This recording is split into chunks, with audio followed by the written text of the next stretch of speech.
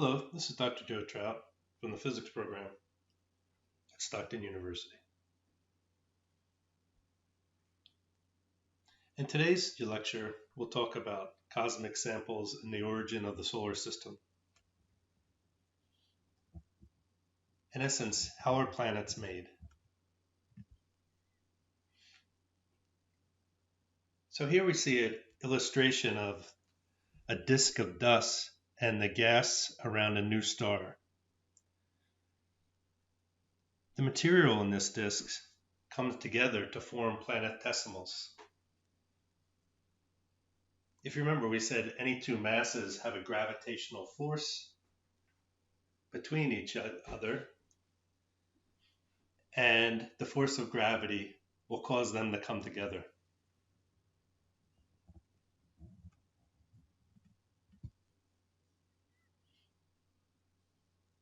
We talked about meteors and meteorites before, and here we see a picture of a fireball, and here we see a large piece of cosmic material as it strikes the Earth's atmosphere.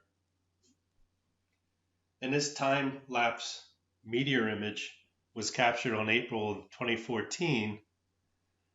And what we see is the visible trail that results from the burning gas around the particle.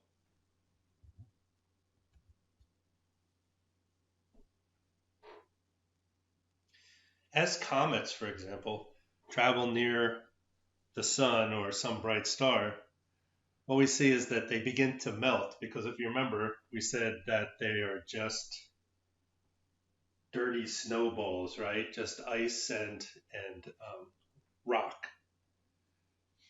So as they come out, they'll begin to melt, and we'll get particles that come out of their tail.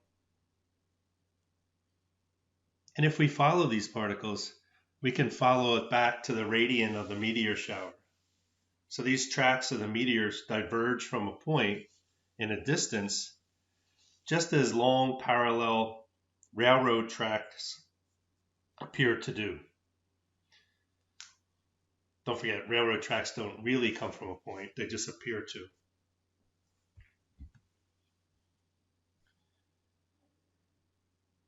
Here we see a list of some of the major annual meteor showers. So what we see is a bunch of debris coming at once.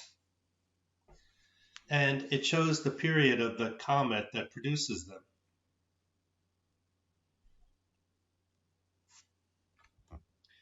We also see the date of the time. You can see the maximum number of these particles hitting the Earth's atmosphere. And if the moon's not too bright, we'll be able to see, we could possibly see a bunch of these meteors hitting the Earth's atmosphere.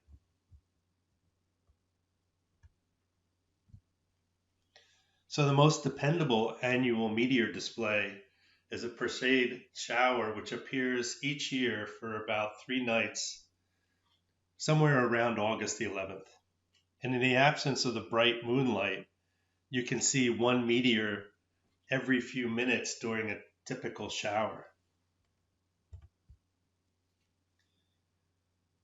Here we see a painting that depicts the meteor shower or storm of 1833 with a little bit of an artistic license, but we can see how many there were perceived to be seen in the atmosphere that day.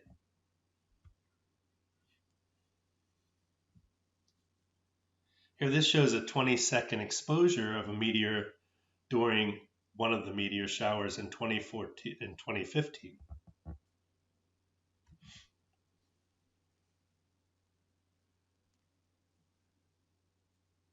Most of the meteorites and meteors that as we talked about before, burn up in the atmosphere, but occasionally some of them hit the Earth.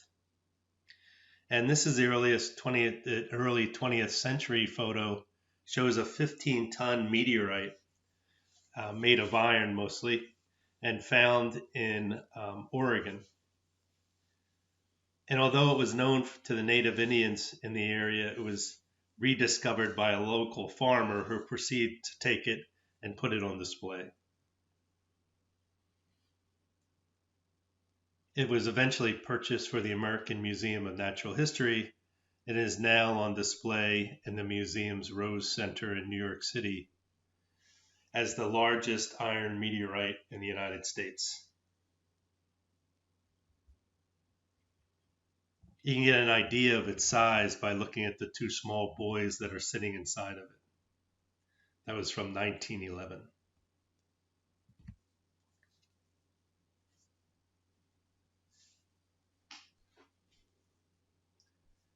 The atmosphere is not constant around the Earth. And when we go to the North and South Pole, we find that's where the troposphere, remember, that's where most of the weather takes place, is the thinnest at the poles and the thickest at the equator. So, not surprisingly, we can find a lot of meteorite in the Arctic regions and the Antarctic. And here we see some of the researchers who are looking to dig up some of these meteorites.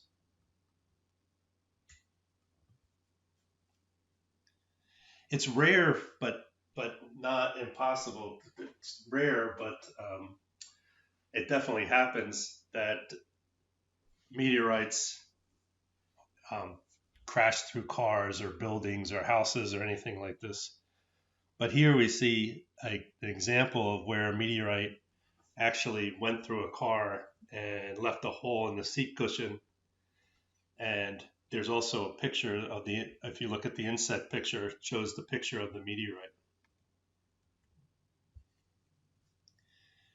Meteorites, the first most common classifications where they were looked at as iron stones and stony iron. So either the meteorite was made of nickel iron or silicate or rocky or a combination of the two. So if we look at picture A, this is a piece of a carbonaceous meteorite and it has some white inclusions that might date back to before the formation of the solar nebula. And if we look at B, this is a fragment is from an iron meteorite responsible for the formation of the meteor crater in Arizona. And finally, if we look at picture C, this is a piece of a stony iron meteorite, and we see it's a beautiful mixture of a green olivine crystals and a metallic iron. Iron and if we look at the iron meteorites, they're mostly nickel iron, and we can tell they're from outer space because the iron on the Earth is usually found as an iron oxide, right? In essence, rust, if you will. If we look at the stones, they are silicate or rocky, and if we look at the iron in stones, they're most obviously extraterrestrial because on Earth, the iron would usually be found as an iron oxide, as we said. We can tell that the age of the meteorite or the material in there by looking at the radioactive half-life. Right, and the oldest one is about 4.56 billion years. So here we see a fragment of a meteorite that fell near a small town and is shown to, next to this small sample of the meteorite in a test tube, which is used to analyze the chemical makeup, which is really the best way to tell if it's a meteorite or not. So if we look at the steps of forming the solar system, this illustration shows the steps in the formation of a solar system from a solar nebula. And as the nebula shrinks, its rotation causes the disk to flatten out. And much of the material is concentrated in the hot center, which will ultimately become a star. Away from the center, solid particles can condense around the nebula as it cools, giving rise to planetesimals, which are the building blocks of planets and moons.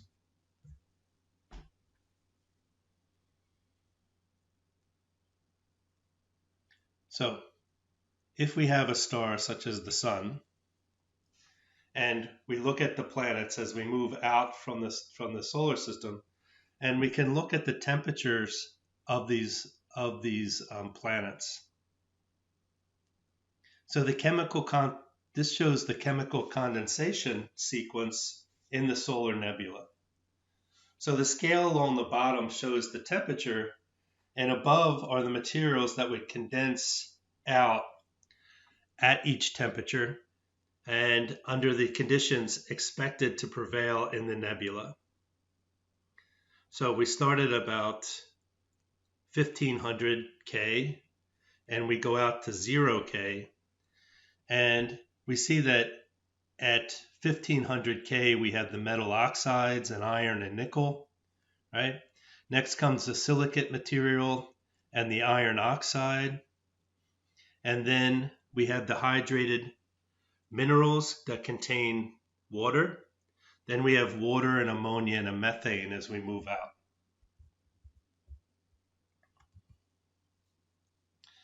So we look at Saturn in the infrared, and if we look, this is the image from the Cassini spacecraft, and it's actually 65 individual observations that have been put together.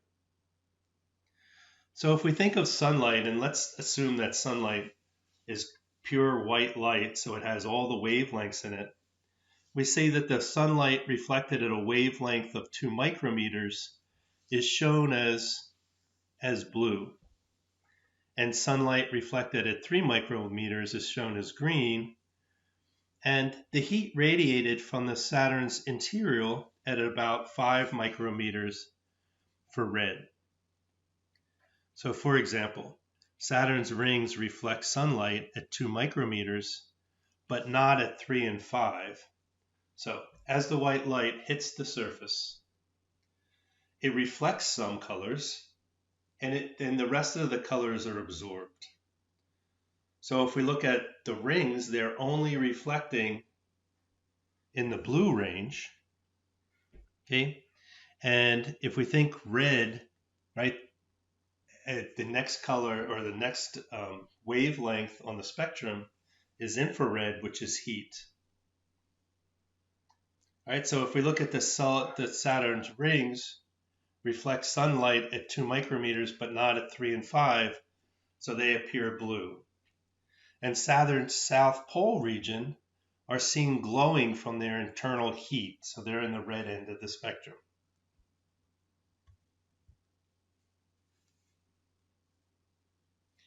Here we see a protoplanetary disk in the Orion Nebula.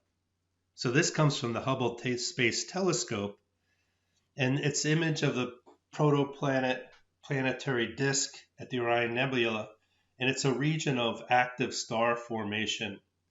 And these pictures were taken using 2 different filters. So the disk is about 17 times the size of our solar system, and it is an edge-on orientation to us, and this newly formed star is shining at the center of the flattened disk. The dark areas indicate absorption, not lack of material. So if light is hitting it and it's all absorbed, then it's going to appear to be dark. In the left image, we see that the light of the nebula and the dark cloud, and in the right image, a special filter was used to block the light of the background nebula. And you can see the gas around above and below the disk is set to glow by the light of this new star, newborn star that was hidden by the disk.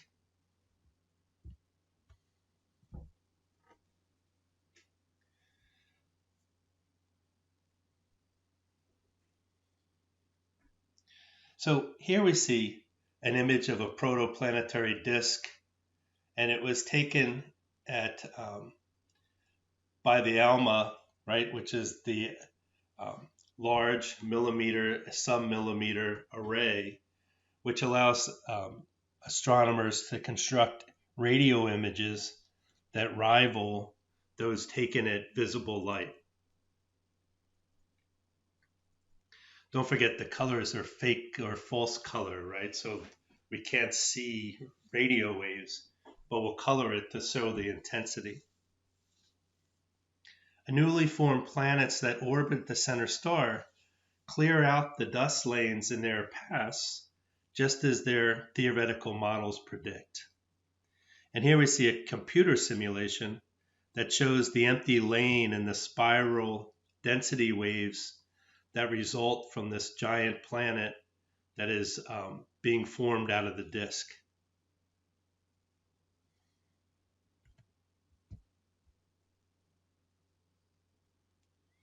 So how we search for planets is one way is to just look at their intensity, and as a the intensity of a star, and as a planet passes in front of it, its intensity would change. So it would go a little tiny bit dimmer as the planet moved by it.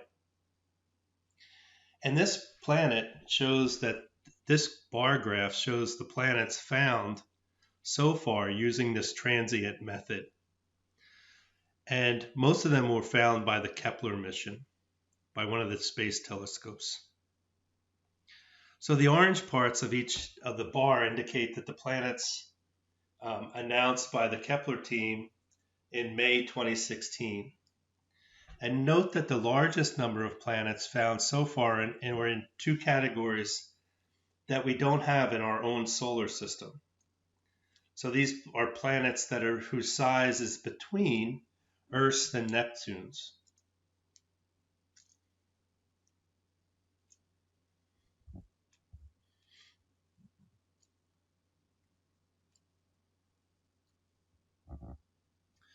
Also notice that a great majority of the planets, so don't forget this mass is in Earth radii, right? And so these are the more massive planets as we increase out this way, right? And we were able to find, without the help of the space telescope, a lot of these larger planets. But now with the Kepler telescope, or the space telescope, we can find planets, more planets with a mass close to the size of our Earth.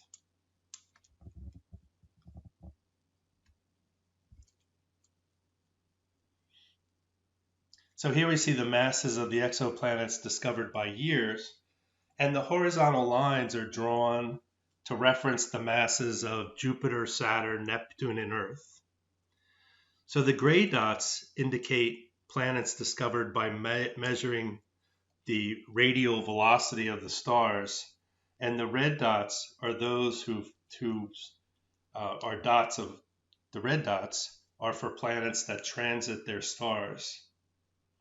And in the early years, the only planets that could be detected were similar to mass of Jupiter.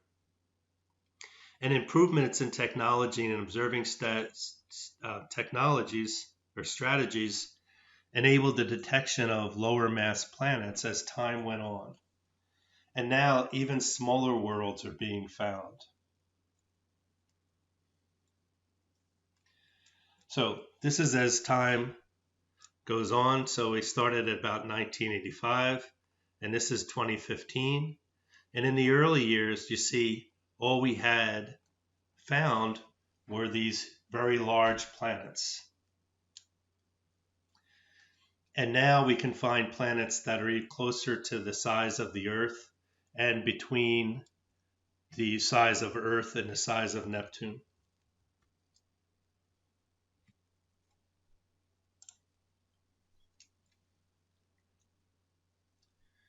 So this shows the stages of geological history in terrestrial planets. So this is what happens. As things come together, they get compressed. And as they get compressed, they heat up. So what we see is that if we look at accretion and heat and differentiation, what we see is that these planets, mass is coming together and they're being heated, and the heavier elements are going towards the center, and the lighter elements are staying to the outside. Eventually, we get the formation of a solid crust with some cratering.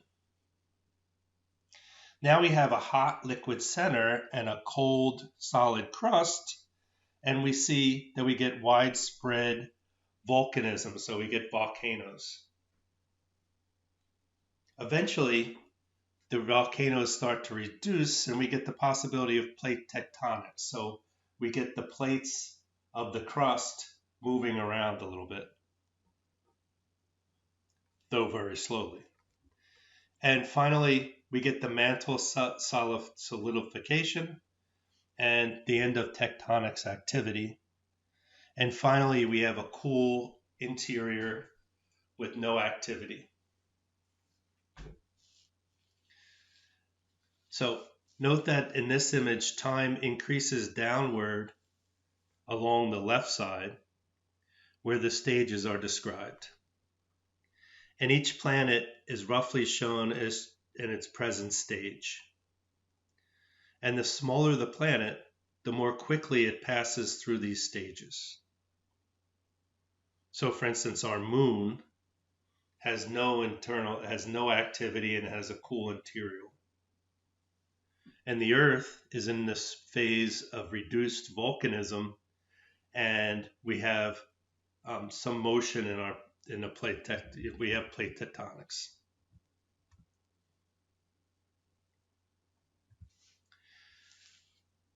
Note that the less gravity there is, that the higher the mountains can be. So mountains can rise taller than Mars because Mars has less surface gravity and no moving plates. And the vertical scale is exaggerated by a factor of 3 to make the comparison a little bit easier. And once again, this is labeled as sea level, refers, of course, only to the Earth, right? And think of sea level on Mars as being the average height around Mars.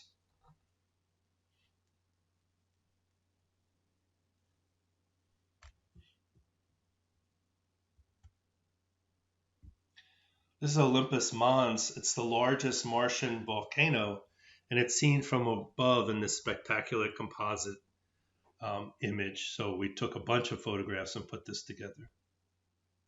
And the volcano is nearly 500 kilometers wide, so that's about 300 miles, and more than 20 kilometers high, which is about 12 miles.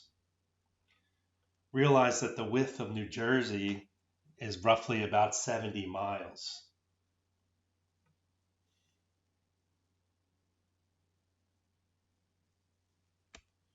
So this would make this about roughly 5 times the width of New Jersey. Its width, the width of this volcano.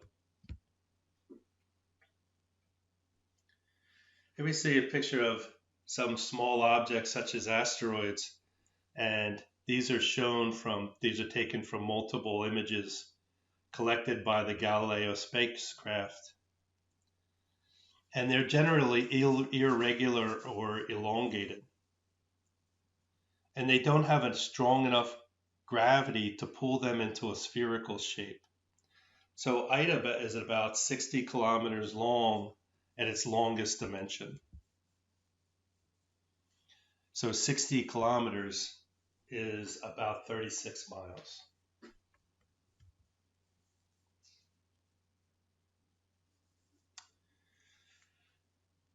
If you'd like to know more about the history of planet formation, I recommend this YouTube video, which shows a short history of planet formation and the latest research that's being done on it.